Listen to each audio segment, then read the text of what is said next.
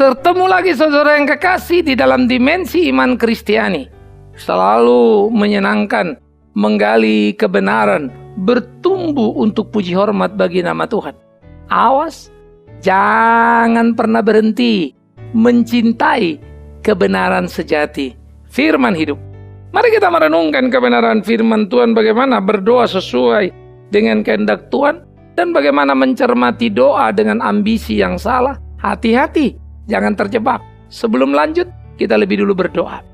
Tuhan, kami memohon kepadamu di dalam rasa syukur yang penuh karena Tuhan sudah memampukan kami di hari-hari kami untuk boleh hidup seperti apa yang Tuhan kehendaki. Dan di kesempatan ini kami mohon belas kasihan Tuhan menolong kami, menuntun kami, membimbing kami, sehingga sungguh perenungan kami akan firman-Mu membawa kami makin dekat kepadamu di dalam Kristus Yesus Tuhan.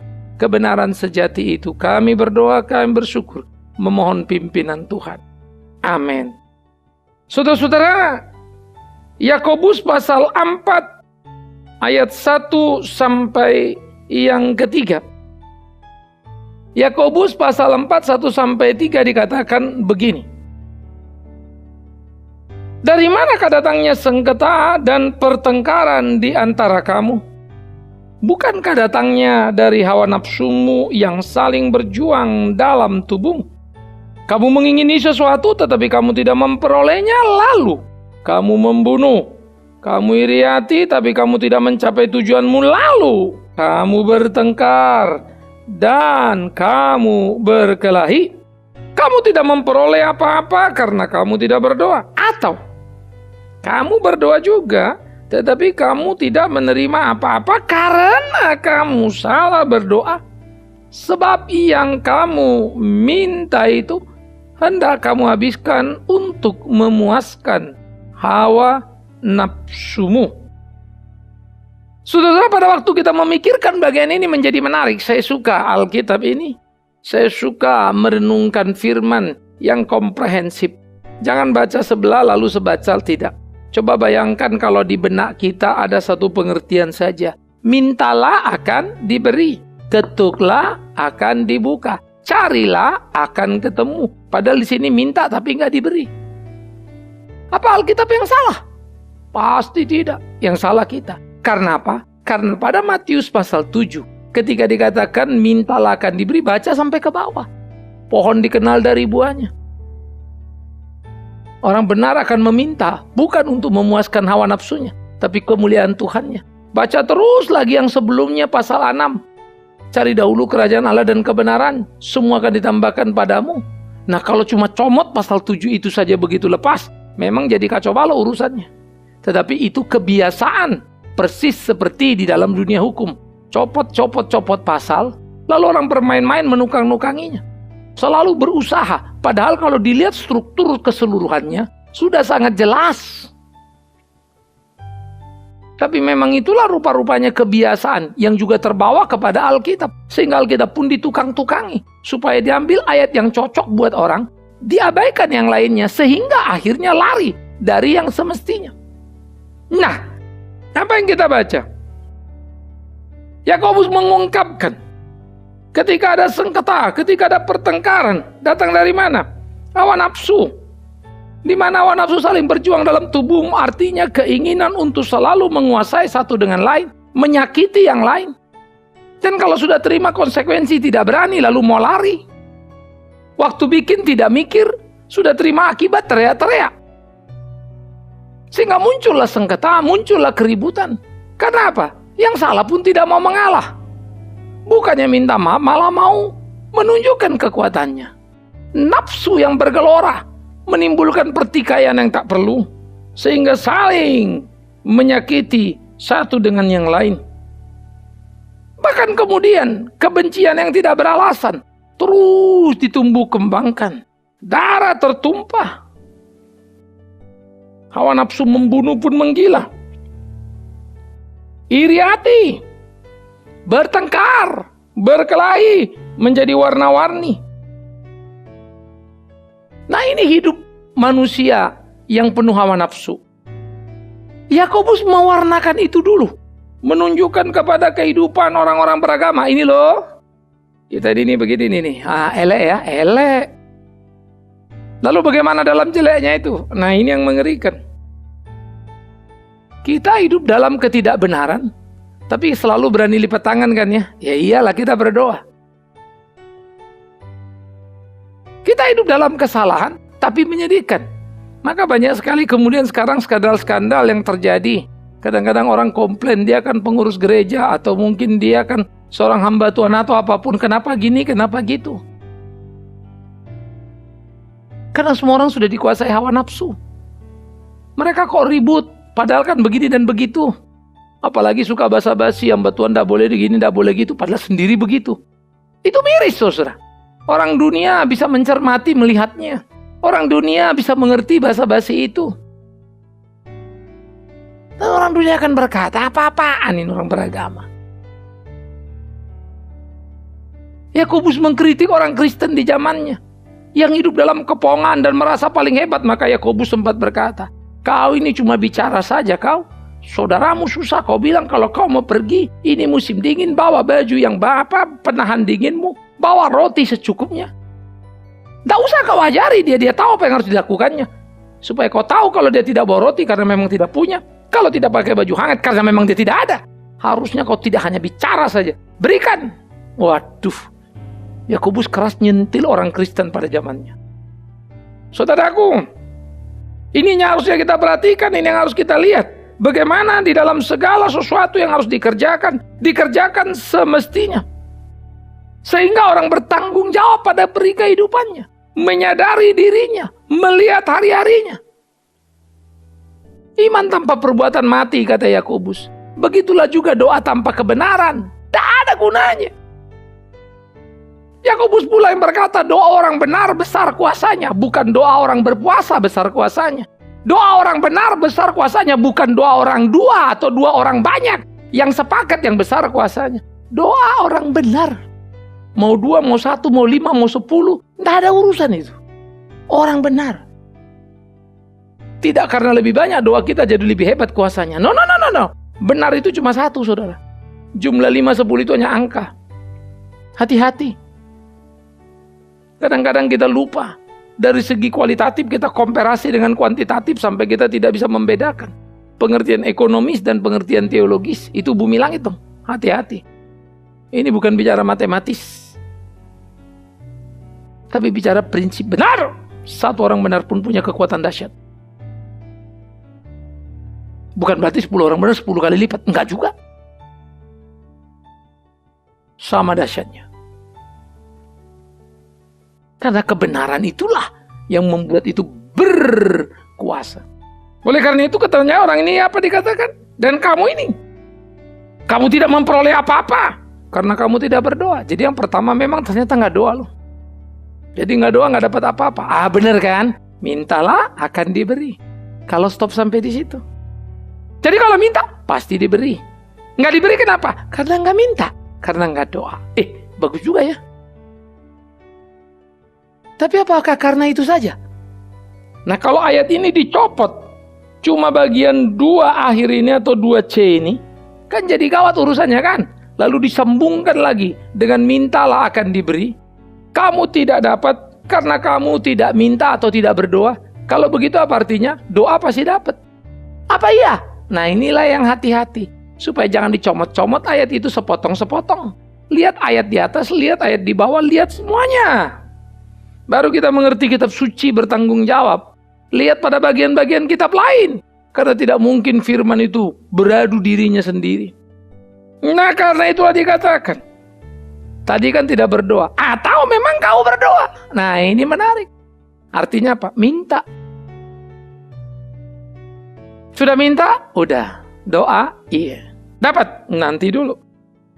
Kamu berdoa. Tapi ternyata tidak terima apa-apa juga. Lu kan minta, dapat. Kok enggak? Doa, dapat. Kok enggak? Memang bilang enggak. Yang bilang iya siapa? Matius 7. Nanti dulu. Baca di atasnya. Baca ke bawahnya. Pohon dikenal dari buahnya. Orang benar akan minta benar, bukan hawa nafsunya. Di sini tidak dikasih karena mau memuaskan hawa nafsunya. Yohanes 15 ayat 7. Yesus pokok kita, rantingnya. Apa saja yang kita minta akan diberikan. Apa yang diminta ranting? Just one, berbuah. Mintalah berbuah, hidup benar dan sungguh-sungguh. Betullah Matius 6 ayat 33. Sebelum Matius 7 yang menceritakan mintalah akan diberikan itu. Cari dahulu kerajaan Allah dan kebenarannya. Semua akan ditambahkan padamu. Permintaanmu adalah permintaan supaya hidup berkenan kepada Tuhan, memuliakan Tuhan. Berkatmu, dia akan atur itu. Jadi malulah rasanya kita kalau mau minta mobil dong Tuhan, minta rumah dong Tuhan. Ada yang bilang kalau minta mesti minta yang jelas. Itu pertanda iman. Tuhan akan memberi, kalau nggak jelas Tuhan nggak kasih. Kayak kita minta Bapak kita kan mesti jelas. Saya nggak tahu lah kalau Tuhan seperti Bapak kita. Bapak kita bisa lupa. Saya nggak ngerti apa Tuhan bisa lupa. Bapak kita tidak mau tahu, tidak maha tahu. Saya tidak tahu Tuhan maha tahu apa enggak. Bagiku Tuhanku maha tahu, lebih tahu dari aku. Sebelum aku minta dia sudah tahu. Itu Matius 6. Dan aku tidak akan berdoa seperti orang bodoh yang bertele-tele mau mengajari Allahku yang hidup. Dia tahu bisnisku adalah melakukan kehendaknya. Apa yang dia mau. Dan aku percaya dia akan menjagaku, melindungi, memberkatiku. Dan itu kurasakan di sepanjang hidupku. Tuhan tidak pernah salah. Tidak pernah terlambat menolong. Tapi kita memang seringkali tidak sabar menunggu pertolongan Tuhan. Kembali kepada apa yang kita lihat tadi. Maka dikatakan kamu sudah berdoa, tapi tidak terima apa-apa. Kenapa? Kamu salah berdoa. Kenapa? Yang kau minta itu hendak kau habiskan untuk memuaskan hawa nafsu. Tapi siapalah berdoa tidak ada hawa nafsunya kan? Siapalah berdoa tidak punya keinginan? Waduh, kalau gitu parah juga kemanusiaan kita. Yes. Lah kalau gitu gimana dong supaya permintaan ini cocok? Enggak sekedar hawa nafsu dan Tuhan lihat. Tuhan mengajar kita doa Bapa kami. Apa katanya? Bapa kami yang di surga, dikuduskanlah namamu, datanglah kerajaanmu. Wih, puji Tuhan. Mengundang kerajaan Tuhan hidup di hidup kita. Jadilah kehendakmu di bumi ini seperti di surga. Waduh. Bahasa sederhananya. Jadilah kehendakmu di hidupku seperti di surga. Pertanyaannya, apa iya? Kan itu. Lalu dikatakan, berikanlah kami pada hari ini apa? Makanan kami. Apa? Yang secukupnya. Tidak diajarkan oleh Tuhan Yesus, berilah kami hari ini makanan kami. Capcay puing babi kecap. Kerupuk udang, sambal terasi, dan kawan-kawannya. Tidak ada ayatnya itu. Secukupnya. Kalau Tuhan tanya berapa cukup itu anakku, cuma satu jawaban kita, Bapakku, kau jauh lebih tahu dari aku berapa yang cukup bagiku. Aku si Big Man Sirait ini mana ngerti cukup, apapun kurang saja, sehingga aku sering malu dalam hidupku. Tuhan yang tahu cukup bagiku. Kadang dikasih masih rasa kurang. Kita seringkali juga tidak tahu diri untuk urusan seperti ini. Karena itu jangan berdoa dengan ambisi yang salah, supaya nggak salah kembalikan nama Tuhan lah. Kalau memang kau perlu kendaraan, biarlah Tuhan yang menentukan bagimu apa yang pas. Tuhan, aku perlu kendaraan untuk pelayanan. Tapi paling tidak itu menurutku. Namun apapun kehendakmu, biarlah kehendakmu yang jadi. Tak usah kau ajari Tuhan. Tuhan, aku mau pelayanan. Kasihlah VW Karavel. Supaya kelihatan berkelas sedikit. Sehingga orang tahu kalau aku datang, mewah kelasku kan. Mereka tahu aku anakmu. Aku sih tidak apa-apa pakai mobil jelek. Tapi kalau orang lihat kan kau juga yang malu. Waduh mak, Tuhan pun dipojokkan saudara-saudaraku. Janganlah begitu. Bagaimana kita bisa ngatur Tuhan kan? Bersyukurlah. Emang kenapa kalau jalan kaki? Tidak ada yang salah naik mobil. Tapi yang menjadi salah ketika ambisi diri kita tempelkan atas nama iman. Di mana ayatnya itu? Lalu apa gunanya Yesus bilang? Kau jangan khawatir begitu hidupmu. Burung pipit saja dipeliharanya. Jadi yang penting kau lakukan adalah apa? Bukan urusan isi perutmu, pakaianmu. Tapi carilah dahulu kerajaan Allah dan kebenaran. Semua akan ditambahkan padamu. Dia tahu. Dia yang mengajar kita, berilah kami makanan secukupnya. Tidak pernah Yesus mengajar kita lebih dari itu. Malah mengkritik, kau sudah minta tapi jadi dikasih, karenanya memuaskan hawa nafsumu. Lalu kau bilang, ini kan untuk pelayanan. Itu kan bahasamu. Untuk pelayanan. Padahal gengsi kitanya naik mobil, bukan? Tidak ada yang salah naik mobil, ingat itu. Saya bukan jalan kaki, saya naik mobil. Saya tidak akan munafik untuk itu. Secara manusia kalau aku ditanya, aku lebih suka naik mobil daripada jalan kaki. Nggak usah munafik. Kadang-kadang kalau mobil dipakai saja di dalam rumah, lalu saya nggak kebagian, saya mesti pergi gitu ya. Kasihan ini anak-anak ada urusan itu, ya sudah dibawa. Saya lari naik taksi. Wah, tunggu taksi saja kan tidak pada waktu kita mau jalan langsung ada, bukan? Sudah rasa terganggu. Kadang-kadang saya mulai pikir-pikir, gila juga kita ini hidup ya. Sudah begitu bergantungnya pada kebutuhan teknologi yang ada tadi itu. Listrik mati saja rasanya kayak sudah bagaimana. AC tak menyala. Waduh, panas sudah keringatan. Komputer tak jalan, sudah tidak tahu lagi kayak mau ngapain. Baru kita sadar juga, Tuhan, hidupku ini ngeri sekali ya. Tapi kalau aku jauh dari Tuhan, kayak nggak berasa ya. Jauh dari energi listrik itu kok kayaknya berasa amat. Ada yang hilang. Tapi bikin dosa kok nggak berasa amat ya. Hati-hati. Karena itulah sebetulnya kehidupan kita menjadi kehidupan yang perlu disikapi dengan teladan yang penuh.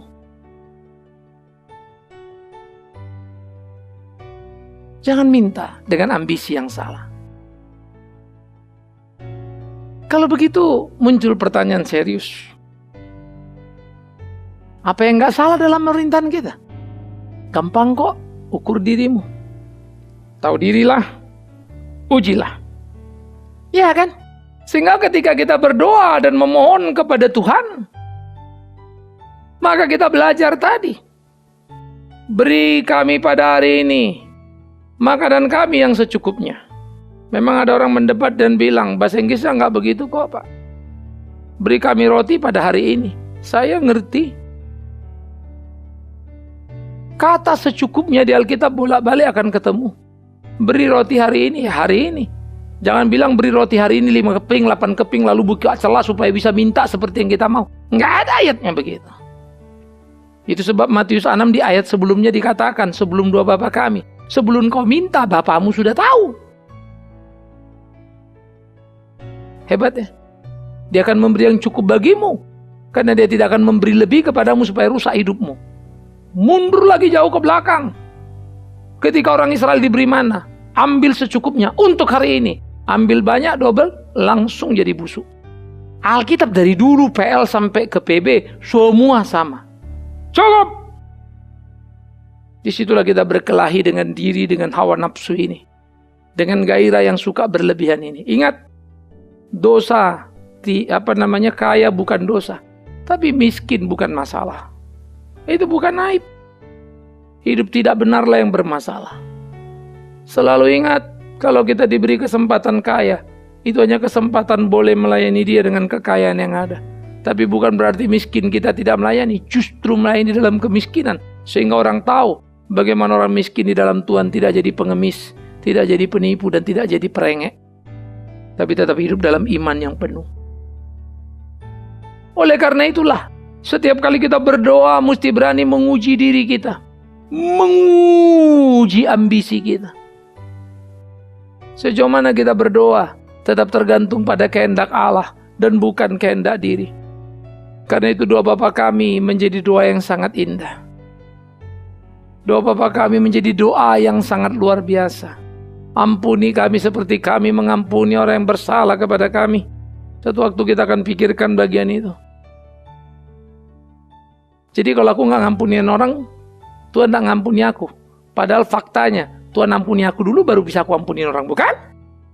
Oleh karena itulah, perjalanan berikutnya pengampunan Tuhan sudah diberikan dan kau tidak ngampuni, maka jangan pikir kau nanti akan dapat lagi.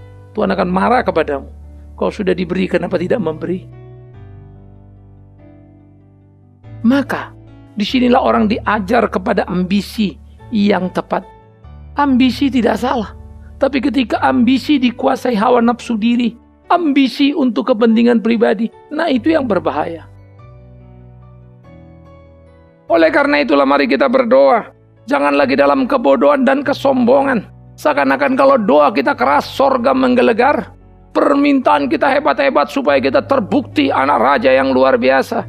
Demi Tuhan yang hidup. Kita anak raja, yes. Artinya sikap kita jangan jadi pecundang. Kalau ambil sana, ambil sini, itu bukan anak raja, itu perampok itu. Anak raja itu pride-nya tinggi. Tidak akan terhina dia. Dia merdeka pada diri. Itu anak raja. Jadi jangan disalahpahami. Jangan disalah mengerti. Begitulah seharusnya kita menjalani kehidupan kita. Begitulah kita menjalani hari-hari kita. Supaya hidup kita menjadi berkenan kepada Tuhan. Melakukan apa yang Tuhan kehendaki. Mari kita hidup di dalam gelora yang besar. Melayani apa yang Tuhan mau. Dan hidup kita berkenan kepadanya. Mengkoreksi tiap ambisi diri di dalam doa. Jadi jangan doa minta. Hanya dengan gairah. Nilai-nilai ekonomi belaka. Minta ini supaya diriku nyaman. Tuhan, aku berdoa, berilah mobil. Karena kalau naik motor hujan melulu. Terus emang kenapa kalau kau naik mobil? Belum tentu Tuhan kasih kau mobil, sekalipun betul kau naik motor kehujanan. Tapi ternyata naik motor kehujanan membuat kau masih tetap setia dan ingat Tuhan. Naik mobil mungkin kau sudah lupa diri ya. Lari ke sana ke sini. Tuhan yang tahu capacity kita.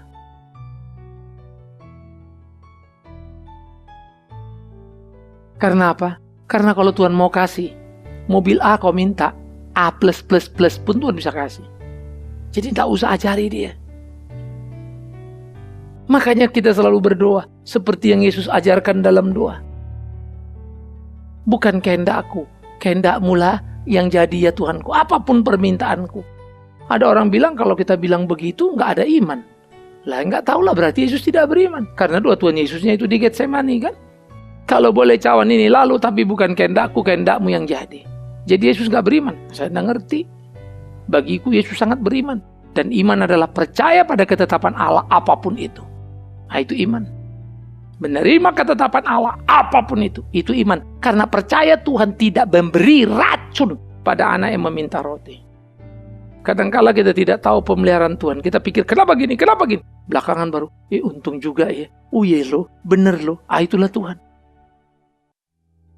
Kalau ada orang tahu semuanya, mengerti semuanya, demi Tuhan yang hidup, dia menyombongkan dirinya. Dan kedua, direndahkannya Tuhannya sehingga selevel kita dengan Tuhan. Serba tahu semua tentang Tuhan. Mana bisa? Yuk belajar benar yuk. Belajar memahami hakikat kebenaran itu. Sehingga kita belajar mengendalikan ambisi diri. Tetapi ambisi diri tidak mungkin bisa terkendali kalau tidak belajar dalam hari-hari hidup kita. Bagaimana beretika dan belajar untuk mengambil apa yang memang jadi hak kita. Dan jangan mengambil apa yang bukan hak kita. Belajar hidup menikmati hari-hari rezeki kita. Cari rezeki yang halal. Keringat yang benar. Jangan mencari keuntungan dengan cara yang tidak benar. Supaya Tuhan jangan menghukum kita. Saudara-saudara yang dikasihi oleh Tuhan Yesus Kristus. Inilah yang seharusnya kita pikirkan dalam kehidupan kita. Bagaimana hidup kita berkelahi dengan kehendak Allah. Sehingga hidup kita menjadi berkenan kepada Allah. Seharusnya kita berani berkata, Tuhan, aku minta ini karena itulah yang ku tahu. Tapi ya Tuhanku, kalaupun, wah ini menarik ya, itu tidak cocok bagimu, menurutmu salah, jangan berikan. Karena aku meminta dalam ketidaktahuanku. Engkau Tuhan yang maha tahu, tolong aku di permintaanku, di doaku. Kecuali sekali lagi, Anda anggap, saudara anggap Tuhan tidak mengerti apa yang baik buat kita. Jadi kita ngotot minta apa yang kita rasa penting. Sehingga Tuhan mendengar lalu memperhatikan kita dan ketakutan terhadap keinginan kita. Sehingga Tuhan memenuhinya. Maafkan aku saudara. Bertuhan itu bukan seperti lampu Aladin ya. Kadang-kadang lucu. Kan ada dongeng kita, lampu Aladin digosok. Datang si Aladin. Ya Tuanku minta apa? Bisa dibawanya kemana kita mau. Itu cerita si Aladin. Si jinnya itu lalu diperintahkannya kan, kau pergi ke sana, terbang, ayo bawa permadani, ujago. Jadi hebat mana si Aladin yang punya lampu dengan jinnya? Hebat jinnya bisa bawa kemana-mana. Tapi siapa bosnya? Si Aladinnya. Bisa disuruhnya jin yang hebat itu. Ternyata orang Kristen pun beriman ya seperti lampu Aladin. Digosok-gosoknya lampu itu. Keluarlah Tuhan ini kan. Tuhan lakukan ini dan itu. Diperintahnya. Mengerikannya. Jangan begitu saudaraku. Itu iman yang salah. Iman kita bukan iman lampu Aladin. Gosok-gosok jinnya datang minta apapun dapat. Minta permadani terbang bisa. Bukan. Ingat, doa kita bukan doa lampu Aladin, tapi doa kehendak Allah. Inilah permohonanku ya Tuhanku, tapi mana yang sesuai dengan kehendak-Mu jadilah. Kalau tidak, ajari aku mengerti apa yang Kau mau. Supaya besok-besok doaku ini makin hari makin lempang dan gak ngaco. Supaya doaku ini tidak hanya ambisi diriku, tapi kehendak-Mu. Beranikah? Berdoalah begitu. Sehingga hidup kita berkenan kepada Tuhan. Kita boleh melakukan apa yang Tuhan mau. Berdoalah begitu. Sehingga hidup kita menjadi hidup yang memuliakan namanya selalu. Dan tidak salah di hari-hari kita. Kau sudah berdoa? Sudah. Tapi tidak dapat yes. Karena apa? Cuma memuaskan hawa nafsu. Bagaimana aku tahu? Karena itu, katakanlah pada Tuhanmu dan berserah. Berikan aku rezekiku dalam kerelaan kehendak-Mu. Indah kan? Tuhan, ini yang kumohonkan padamu. Tapi mana yang sesuai kehendak-Mu jadilah. Yang tidak, janganlah. Karena kita percaya Bapa tahu yang terbaik.